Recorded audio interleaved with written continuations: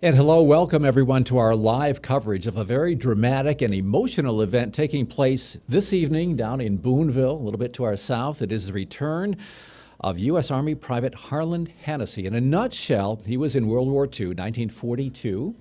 He died in the Philippines and was laid to rest in a group grave and went unidentified for 84 years until recently. DNA evidence and the technology available today led to his identification. Now this Booneville native is being returned to his hometown. Very emotional.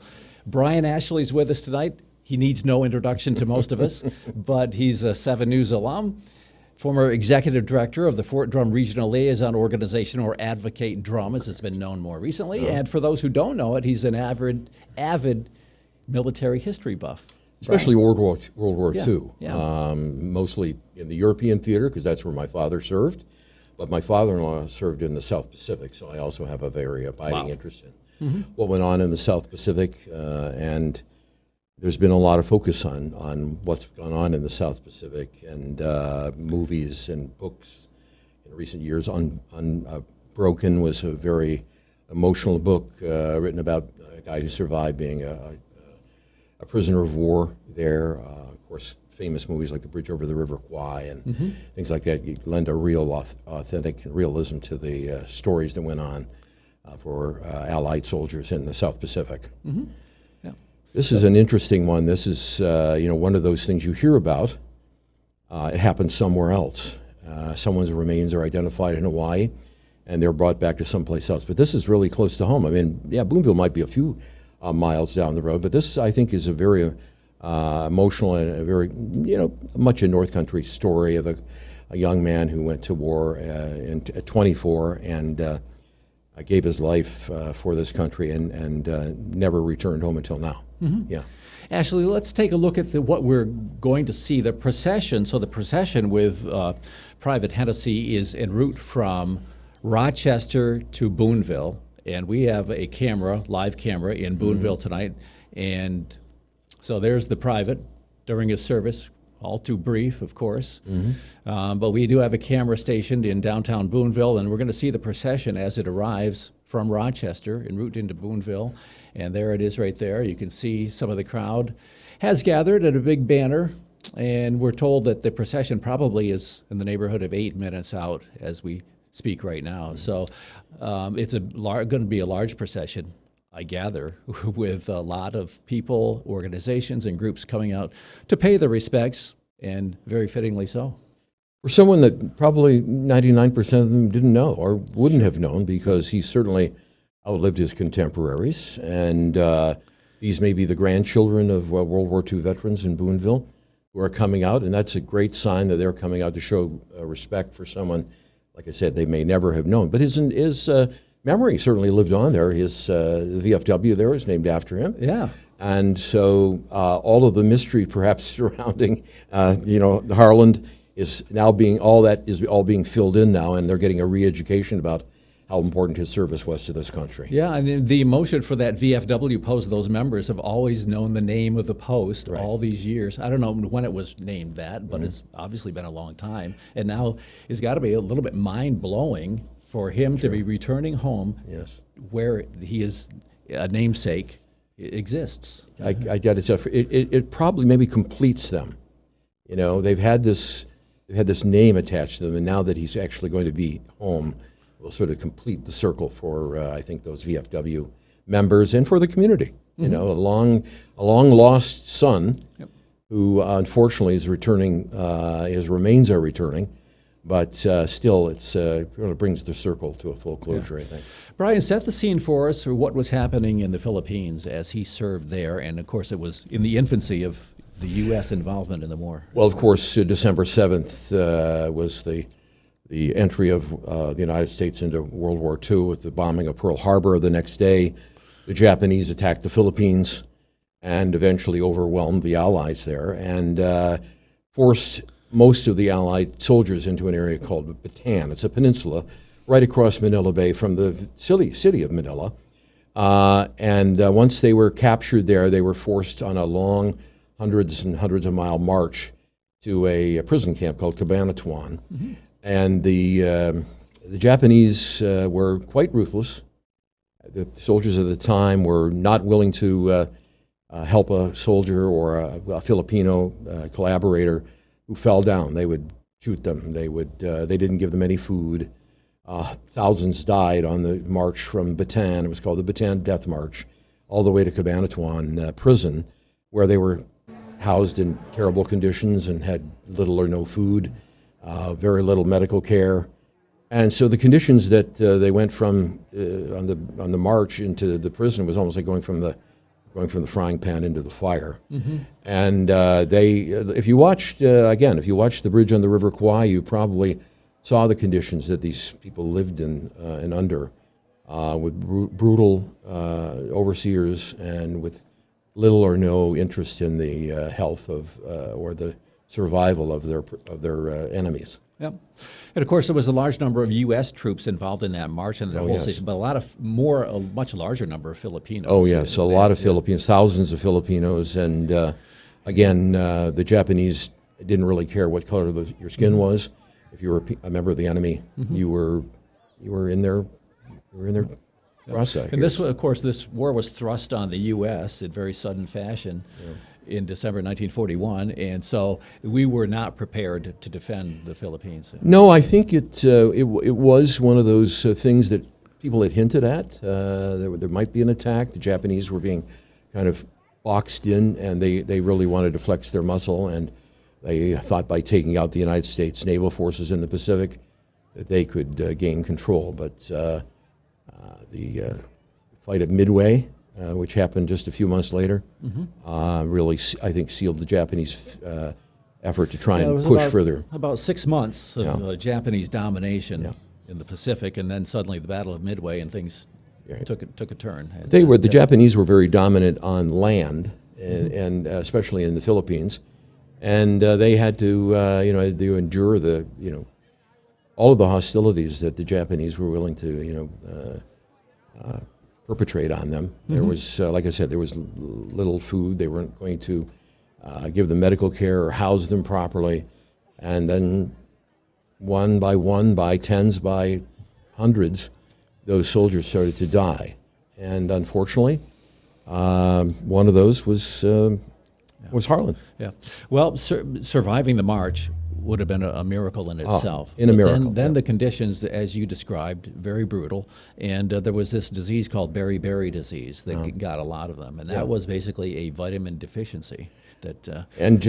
Can destroy your whole fortitude and anything you have for strength. Yep. And and the conditions would not have. I'm sure in our world, I don't think we've heard of beriberi. It's probably one of those diseases we've eradicated. Yep. And it was probably an easy fix, but in those conditions, it was virtually a death sentence. Yeah, I understand. It would attack the cardiovascular system, lead to rapid heart failure, and probably was not a good way to go, but a lot of them went that way. They went that way. So, and then as you mentioned, with other soldiers, other victims, he was buried in a mass grave, mm-hmm. Which they identified, but... Grave 704. Okay, 704. He was just one of a number in there. With 9 other POWs. Obviously, there were a lot of those common graves, I think is what I'm sure there were. They called them. But luckily, the United States, the code of the Army, of any soldier who puts on the uniform is, you never leave a soldier behind on the battlefield. Mm-hmm. And they've always taken up that torch. Mm-hmm. And so that's why they established facilities in Hawaii mm-hmm. for identification. Mm-hmm. And they are still identifying remains from World War II, from Vietnam, from Korea. It's absolutely incredible. And they're counting on families to provide DNA samples, mm-hmm. blood samples, hair, whatever. And to know that 80 years later they were able to exhume those remains and make that determination. And I can't imagine the family of Harland either getting a phone call or getting a letter saying, we have identified Harland, and that closure would have been, mm-hmm. I just can't imagine. Yeah. Well, in thinking, before the advent of this DNA technology, what hope did a family have? Just none. Absolutely none. It's kind of amazing in this world of cell phones and satellite connections. I can remember we had a woman who worked here at Channel 7, and her husband was deployed, and she used to call him and talk to him regularly on a cell phone. He was in Kabul, and she was here on Arcade Street, and they're talking. And I went, my grandmother sent 2 sons off to war in Europe. Now, if she got a letter from them, and knowing they were alive, that was great. But the amount of time to communicate was How long did months. it take to get the letter? Months. And in between there could have been, a car came up, and an officer could have gone and knocked on her door and said, Mrs. Ashley, I'm sorry to inform you, but she had nothing to reassure her until my father came home and announced he was coming home and walked up to the door and knocked on the door himself, and what a relief. Yeah, well, it is quite a bit different. Oh, my And goodness. not only cell phones, but they're talking face-to-face on Oh, yes, computers during Zoom deployments and everything these else. days. So if you think about that world, sometimes there was communication from prisoner of war camps, but it took a very intricate amount of negotiation. And then how do you get it from a war zone across the Pacific Ocean, then across a continent, and get it delivered to someone to say, either I'm alive, here's what's going on. It's just incredible to think of what pain the families had to endure. And not uncertain, knowing, and pain and the uncertainty, uncertainty. just not knowing. Not knowing was probably the toughest thing. Had to be the most prevalent feeling of For all of if them. not despair, but extreme anxiety. Yeah, for sure. Yeah, For sure. and getting used to that it must have been really a mental adjustment to try to, for families to live with that and adjust and go on with their lives here at home with such uncertainty about the Well, the precious families, soldiers even today aren't given enough credit for the mental fortitude and the support that they have to have, and the support they give, their own moral support, their own, faith and everything else that goes into that, because they're dealing with the same situation. They don't know when they're going to get a call, get a knock on the door from someone that's going to give them bad news. Yep. Luckily, we haven't had that too much of that lately. Yes, fortunately. Yeah. Actually, let's take the picture full, if we can, of downtown Boonville, where our live camera is stationed, awaiting the procession. Got to believe it could be only a couple minutes out right now, and it's en route from Rochester, and we'll be coming up here, and can't wait to see what this procession looks like. I believe it's going to be slow, I imagine, to suit the dignity of the moment. I think you're correct. And And in a lot of the cases that we've seen, there have been motorcycle escorts. There are a lot of motorcycle units that have made it a goal or a mission to support the fallen soldiers, and they are usually integral parts of any of these memorial processions, whether it's here or whether it's somewhere else in the country. Motorcycle groups have risen to the occasion and really provided that unique part of the escort that happens. And as if they needed any encouragement, I think they did put out the word asking for motorcyclists to that's great. attend this. That's so great. I think that virtually guarantees that there will be a large contingent of them. What would, a lot of people have been saying this, what would Private Hennessy be thinking if he could go ahead in time or travel in time or whatever? He seemed like he was, just from what I've read about him, I get the sense that he was a very modest guy. He worked at a gas station, and he was interested in serving his customers and things like that. He got drafted. He did what his country wanted him to do. He went to the Philippines, expecting that he was going to be part of, a good solid defense there against the Japanese. He might be a little embarrassed, maybe. Maybe he might say, this is for me. No. Because there were he probably lost a lot of friends. Oh, sure. He lost a lot of comrades. There was such loss and so many heroes in the same vein at that time. But at the same time, this is 84 years later, Yeah. and look how this has played out. Certainly, listen, in my estimation, he certainly deserves it, as does every fallen soldier that is reconnected with family and friends. But I just have the sense that, he might have been a little modest and said, gee, can you tone it down a little bit? Of course, coming back to Boonville, for him, I would have been just joyous, because this is where he grew up. Oh, sure. And to be able to come back, and I'm sure a lot of the buildings that we see in Boonville are the ones that he would recognize and know. Again, perhaps not so many faces, because his contemporaries would have long been gone. But there are probably family names. I'm sure Hennessey is probably a well-known name in the community, and there are others in Booneville that would be out there and supporting this whole effort. I think it's wonderful to see them out there and ready to welcome home Harlan. Yep. So General MacArthur left, and what he said, I shall return. And he did. Now, the interesting thing about the Philippines is our involvement there. The North Country has other people who have had involvement there.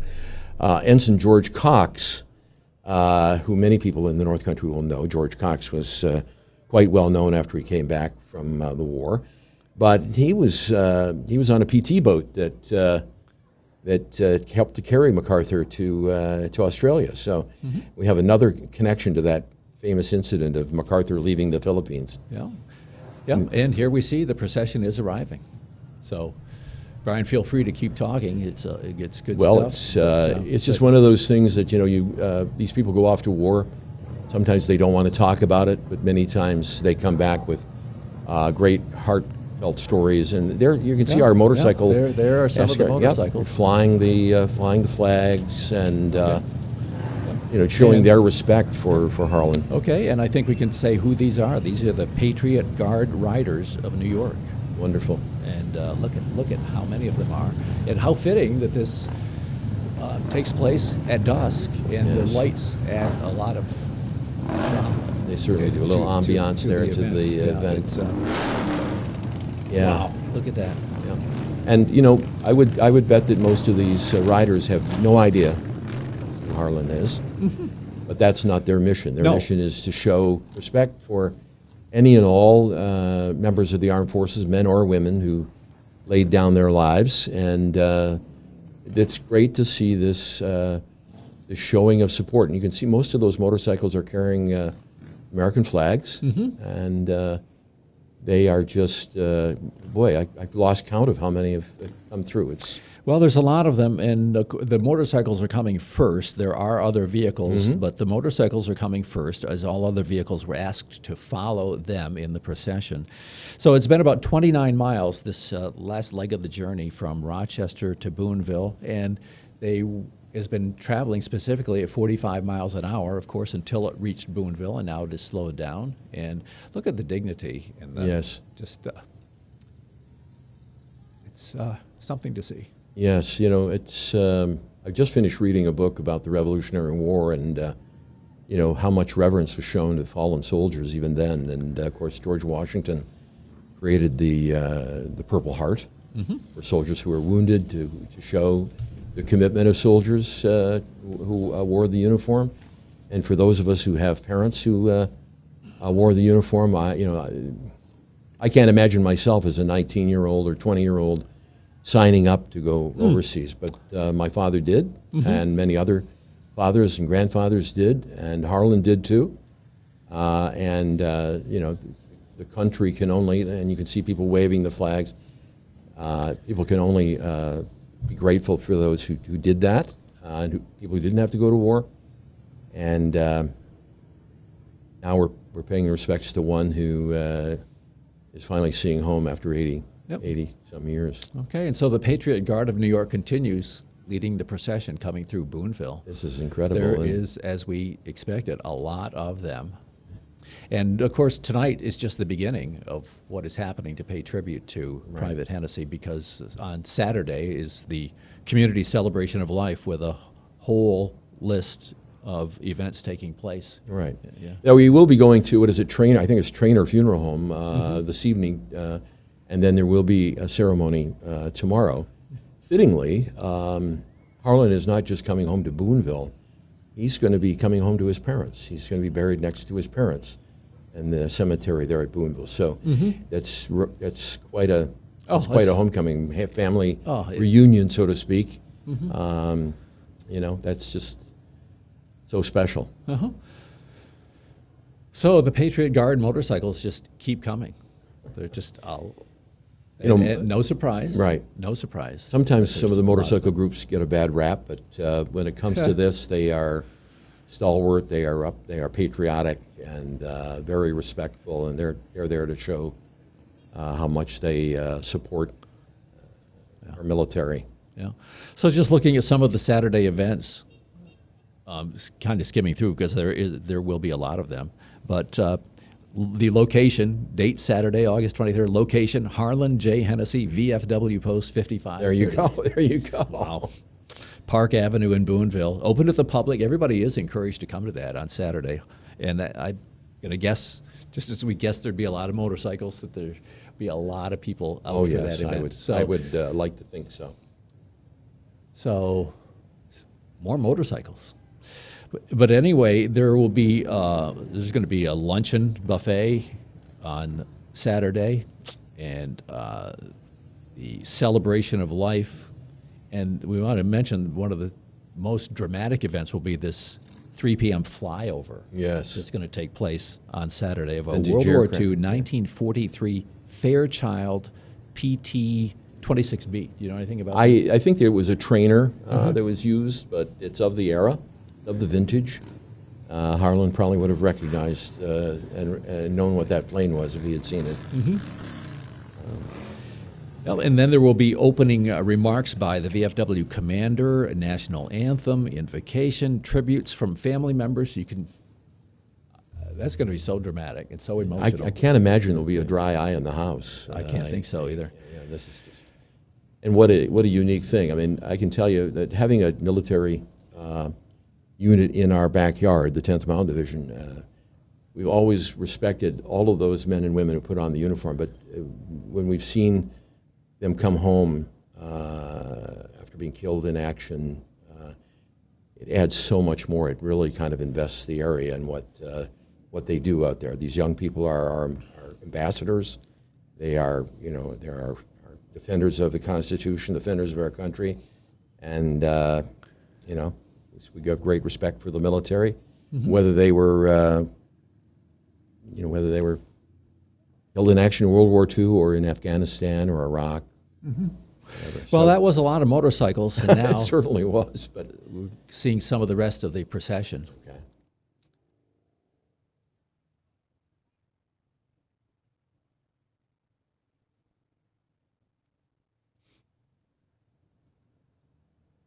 And we're not sure that. I think this is just a gap.